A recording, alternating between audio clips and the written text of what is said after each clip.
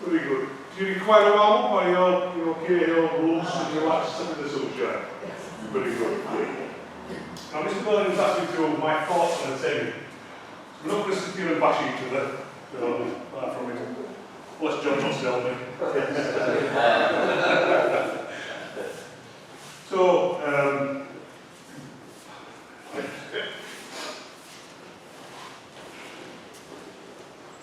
I was interested Aikido and Nagix entertainment.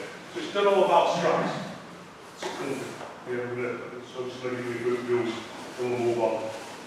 So, I think it's very important that the trouble with the thing is, if you're not used to hitting something solid, when you're doing something solid, it's a shock to you.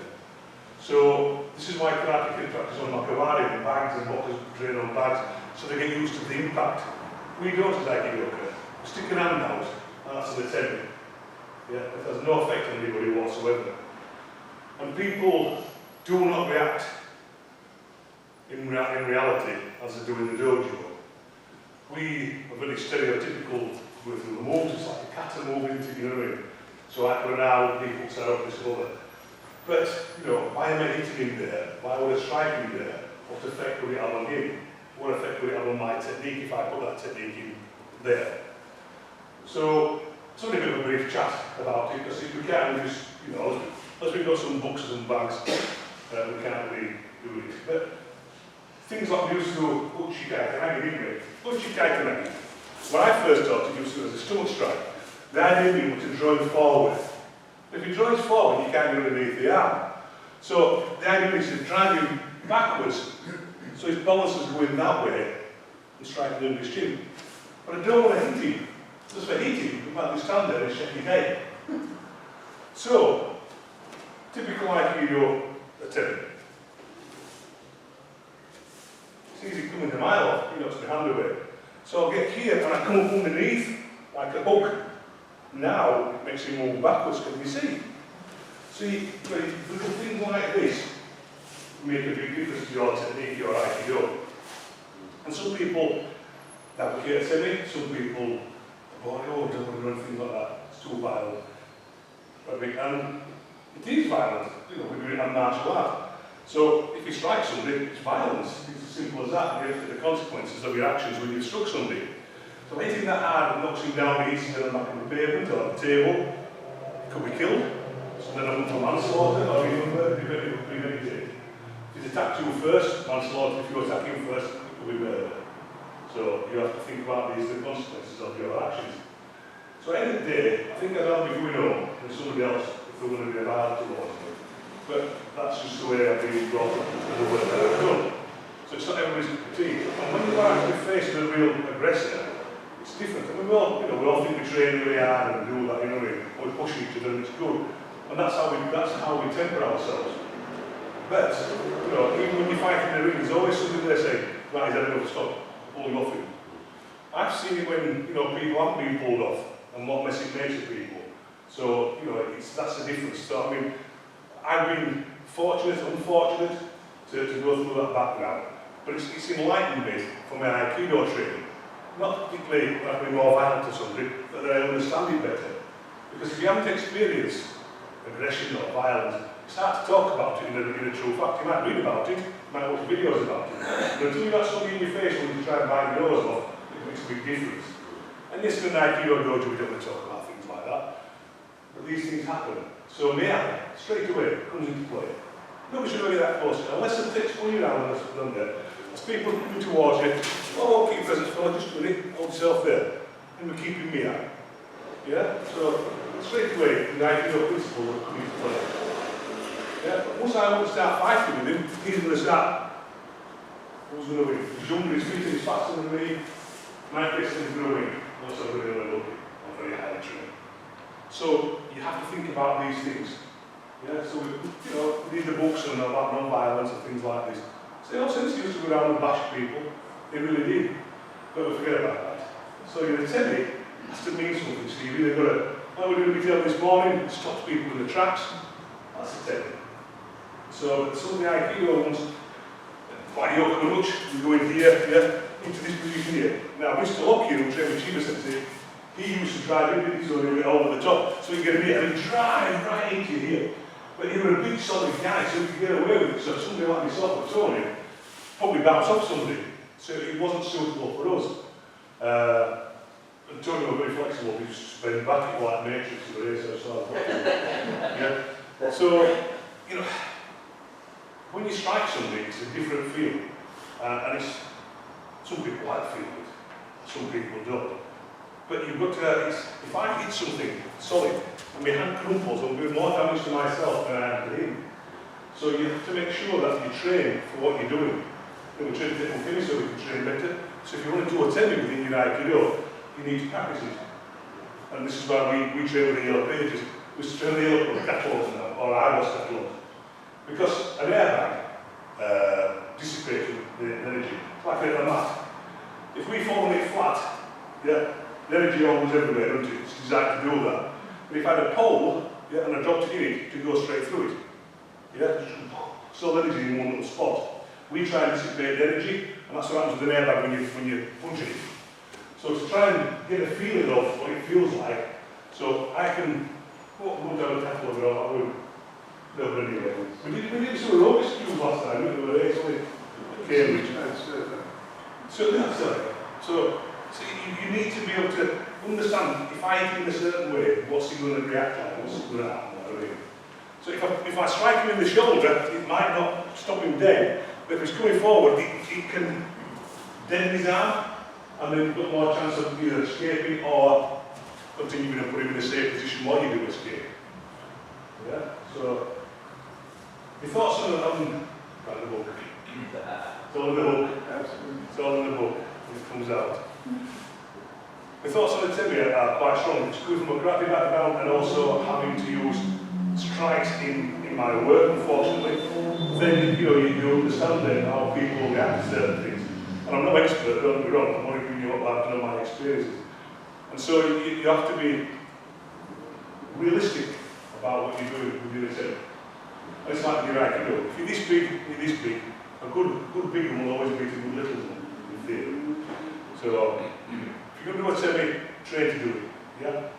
See what it feels like on something like a Makawari, or a bag, or Winston's going. I was catalogues and I won't wait for days, because totally can feel the impact, but it protects okay. But the energy goes into the paper and absorbs. So, if you want to play, you have to bring some downwards sometimes. Yeah, the truth with pads, it just dissipates. It's what they're designed to do. They're designed to take the energy away from the original. So, strikes, Taisho, so away from here. Those are good, comes over the top of the abdominal muscles here, and draws them down, and then we can go into the minagi. So you've got a nice opening technique there for a temi. So this is where the temi starts to be more usable. So you're in close quarter, come to the side here, just a little tap on his stomach because he's not going to be expected, and we can get into a minagi, we can get into a control situation, whatever you want from that one temi. So that's where the temi starts to work. Yeah? From Yokonuch, as I said, stylistically we're here. But what are we actually doing? Are we striking him or are we just making his hand curl? I think it's like I tell you, if I strike him, they'll knock his hand away. He's fighting me, he's attacking me. So why would you stand there and put his hand up? They get away and want another go at you. You forget that. We'll kill another bite at you. Sounds bad, this, doesn't it, man? I mean, this is why I stress the Aikido. For the last 50 years, no, sorry, don't lie. I started in karate, some karate background, I've been from about 8 years. Did Aikido and karate in tandem, box, goodness knows what. And so, most of it, that's 45 years, shall we say. I've done nothing but traditional Aikido. And it's stood me in good stead all the time I've done it. Yeah, so people in the real world, oh, Aikido doesn't work. It does. It's how you want to interpret it and how you make it work. And it's very effective. It can be. Just the basics alone. So you know what I mean, moving out of the way. And people don't see this, they only see the big dancing moves, the Aikido. They don't see the principles behind those moves. Yes? So it's the principles behind them, our posture, our kamae, our extension, all those build up your Aikido. Yeah, so when you see all the big dancing bits, all the little nice bits that we do here are in there, but the people joke up with can't see that. All they see is the big dancing bits. So it's a shame really, and they never really find out. I go to a dojo, or to a dojo to find out. So tell me, yeah, if you want to use it, it's there. I don't know what else I can explain to you, Frank. Is there anything in particular that I could show that you want to see anything, or? No, just keep your outlook on first. Yeah, it's advertise the book. Yes, yeah. We're signing later, 2 years we're signing, book reading. It's important to me that Aikido is martial, and nobody wants to practice as martial, and I would say 99.9% of my students will hopefully never ever get into conflict. But it's the edge of training, isn't it? It's, I can't give you a scenario here, like, you know, as another sport or whatever. But we train with an essence that your Aikido is real. It's like this morning, you come in and you bow and you line up and you're very proper. And that all develops your spirit and your idea of how you want to train your Aikido. And it's always been very, very important to us. And the technique side of it, I cringe sometimes when I see, but you see sometimes they'll do something like it. So Aikikai will do this. So the moves, so they go in like this, and they go here, and they go, there's no power in it. What on earth is that going to do? Something that's as hard as him, like, you know what I mean? And so you start to follow the technique to do an technique. And you see that a lot in Aikido. I don't know where it's come from, it never used to be like that. They tell you always either to move something or to put them in a safe position. So I start a flowing technique, put on a technique, and then start it again. It's not so simple. But these are only my thoughts. Well, not thoughts of the management, it's my thoughts. So that's it. When you're in Yokohama and you're going to do your temi, you can, if you over-temi that person, then you're not going to get your technique, no, are you? it's not about a balance. So to me, traditionally when the arm goes in, I'm trying to make Andrew react. So I don't want to knock the hand away because he's only moved first. And you see, people forget that in Aikido, we attack with one hand and it's dead. You know, and every time we go perfect technique on the one attack, don't we? And we forget that there's more than one hand coming in. And so this is why I try to emphasise to people, there's more than just one attack. It's not a short word combination technique, but anyway. So what I'm doing I'm trying to make it heavy. So this is like actually pushing down on his hand to stop him from escaping. So it looks like it's heavy, but it's heavy in it. You can feel the hand heavy on the forearm, so it's trapping his hand against the body. In fact, we could try that if you want to, and just see how it feels. So normally the traditional one, you go like this, you take it away and you do your technique, don't you? Why have you done that technique? Is it distracting? Is it not balance? So what I mean here, I stop him there, and I can take. So there's a reason behind it there. Feel really here, put in the striking. There's no strike, just heavy hand. It's like a middle arm. Would you also, as you're coming round to not to, sometimes if you didn't want to come with your temi that much, you would to carry on the flow of that taisabaki, carry on round with the temi yourself.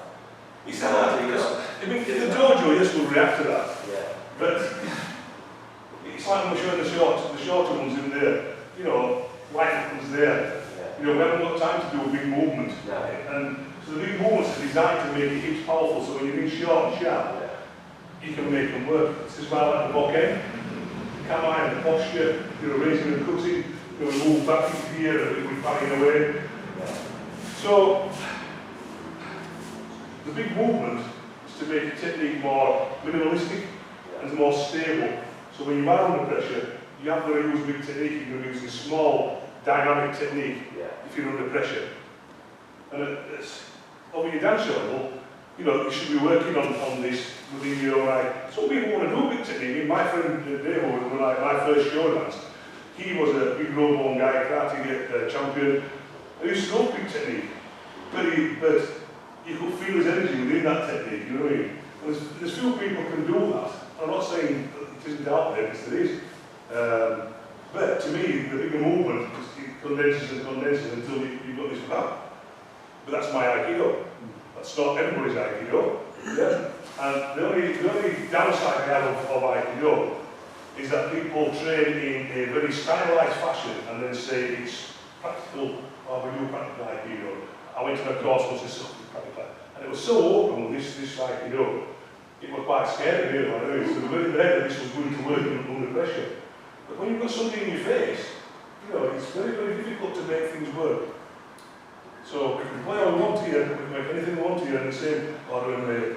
End of the day, somebody pulls you off at the end of the thing. When it's for real, there's nobody there to pull you off unless you're really, really helpful, very, very lucky. I've been in situations where, you think to yourself, what is this like, you know what I mean? In the younger days, but, it's a different life, but it gives you the life skills to understand why Aikido, you need to keep an open mind on it. I'm not saying don't do all these big things. Yes, do the big things, but it's there for the smaller purpose, the directness. I'm renowned for my short movement in Aikido, but you remember is that I train in big Aikido as well. If I was training the big Aikido, my short Aikido would just be karate. So, being really takes a choice, which is my Aikido. But I can teach you the big movement, but I want you to understand why you're doing it, why you move there, why is your hand positioning there. This morning we were talking about hand positioning, taking the tanto, I look at that. And it's the same thing, you know what I mean? It's very important to feel this energy coming through your Aikido, whether you're training for an examination or a demonstration. You want to look sharp, and the sharper you are with your technique, the more you've got a chance of making it work under pressure, whether it's an examination or a demonstration. Any questions? Yes, Sensei. Yes, Sensei. It sounds awful, doesn't it? Sorry. Just that when I was originally taught to do attending, it was go for the hours because if somebody's coming in, nature spent like 3 million years to Yeah, they do, yeah. And they used to do like slaps as well, where the hand to distract the face, like, So when I do this as a distraction, making him move his head back. Yeah. And then it's alright, there's nothing wrong with that, you know what I mean? But the truth is, we always say, we're going for the eyes. How comfortable are you at striking somebody in the eyes? I don't know what you might, but you've got to think about it. You're going to blind somebody. You're going to blind somebody for life. Yeah, if you're going to kill me, fair enough, game on. But in normal, and I've been on classes in the course, and I've just poking my eye. What do you think? Well, you have the responsibility of blinding somebody. If it's just at what time did shut up? Can I see that? I'm not blinding. It's ridiculous, so you've got to. Like that, you're not going to go in their eyes. Yeah. You're not going to make that. Yeah, it's a feasibility, like, you know what I mean? Yeah? But again, once you start putting your hands in people's faces, like we did this morning, you just bend the fingers back. Okay. Because it all depends on, we're compliant, so we'll go with the technique. But, if I put down the handle there, it's so it's how realistic you want to, we're not going to start from leg guys and doing Aikido in full body armour and things like that. So you can only take so far, but what I'm just trying to say to you is look at the Aikido, why I'm moving here, I'm in a good position. If he comes to the second position, can I tie Sabaki? Is my centre still strong? Strong centre, it's not like my Aikido is based on having a strong centre. It really, really is, that's always. If I have a strong centre, you can work with a lot of things under pressure. Other people grappling with you, and that, I think grappling back, holding somebody, and restraining somebody's diving on you. And so, you've got to try and keep a good strong centre to keep yourself vitality. So all brand's good, but not good if we're going to bend your fingers back. And we've got to remember is that they don't care. We have responsibilities. They have to go to a wife and children and a house and a mortgage and whatever, and they don't care. They're going to stay, whatever. Yeah, because they get put down, no matter if we get put down, we've lost a house, livelihood, maybe your wife, your children. So all these things impact on violence. I sort of lose yourself, I'm just gone very deep there, haven't I? Breaking bodies rather than Breaking posture rather than body. So, we were talking about this on the way down, standing there, and some Japanese senses, really hard, but they abuse hookies, because hookies came in, and we are giving ourselves to a sensei to train. And I've seen it, and I've been at the end of it. And they'll stop halfway through today, tell a story, and they just wallop you. You know what I mean? Or they'll ram it on really far, hard and fast. Damage your hooky, and so your reputation being really hard and fast and all this. But basically, they're just abusing hooky. And so I wouldn't want that responsibility on my conscience that I've damaged, and I have damaged some kids, unfortunately, over the years. You know, if people want to test you, you have to be able to go to, what's the word, Frank? Try not to. Yes,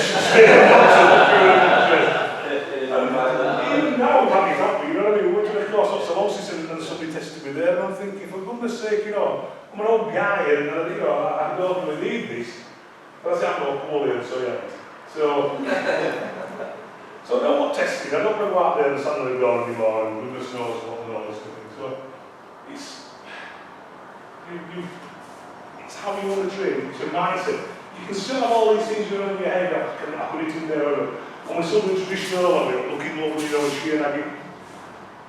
But, you know, just don't over-expect things to work if you're not training them. So if you're running a semi and you're not trained to do a semi, there's not as much use as there would be if you're on a bag or whatever. So I'm not saying we're not going to go up there and start doing bag work and things like this. But if you always use a semi, feel what it feels like on someone. Get a catalogue, you know, like the Idaho's catalogue. Hit it. See what it feels like. See what Uki says, what it feels like to him, like, you know. We've got videos in Athens with the one who's punch, haven't we? And Mr. Burley giving a little bit more size than them, like, you know what I mean? And we're moving you back a little bit, aren't we? Just a bit. So close things good. So without a strong centre, and I would have to, you know, your technique's just a dance. So even if you don't want to make it practical, you still want to make it martial, because Aikido is a martial art. So you need to make sure that the core of it is martial. The rest of it is fun to do. That's what we want to do, and hopefully that's all that we do, is fun. But at the end of it, it's there. So when you're doing bokken, you know, sequence to bokken, and you know, with the movements. The bokken there is I the feel of driving through with bokken. From my Aikido, you have to do it. But we say it's my Aikido.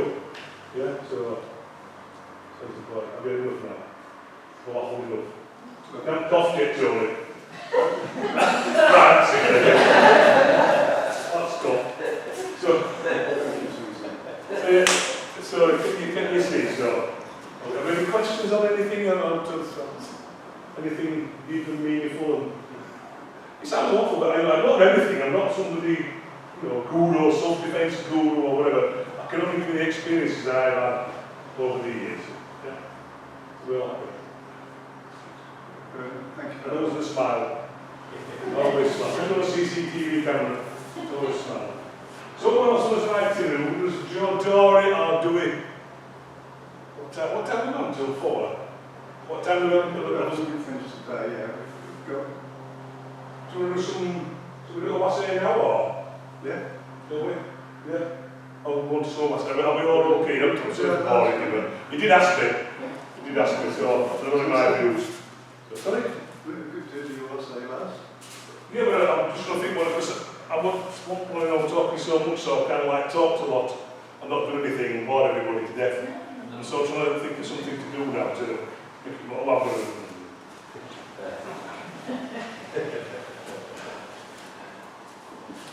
So, you're coming, so we're going to traditional. So, cutting in here. Yes.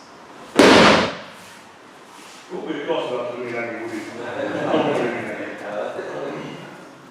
So, heavy hand. As it comes in, I cut here into it.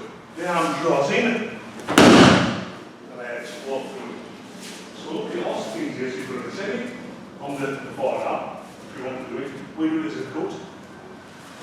So it comes in, it cuts, sorry, here, you pass me. You put a semi here, but really striking because the hips are keyed up for it. So as it comes in, I'm cutting in here, and I'm close, but it can still be quite good, you know, striking the side of the temple. So you've got your semi in there. You're not doing that. So it comes in here, this draws and then into it. People smart people only drag you down. So all I'm going to do from there is drag his ribs with my shin, and this will come very close on the side of his neck. I'm not law enforcement officer, I'm not restraining, I'm escaping. He's pulled me over, I've dropped on his ribs, dropped on his head, and I'm away. He's pulled me off balance, you're on there. So on CCTV, I've fallen over he comes in. Yeah. All these are there within your technique. But this, people do this. The lead hand is the one that protects you. This is the one that takes his balance. So he takes his balance, that little movement. The lead hand is the main one. Hand here is the body. Here. So it's like he's going to knock this hand away. Yeah? So put it with a guard, and now it's here. From there, roll in, extend, and cut. Easy. Have a try. Careful. Stop.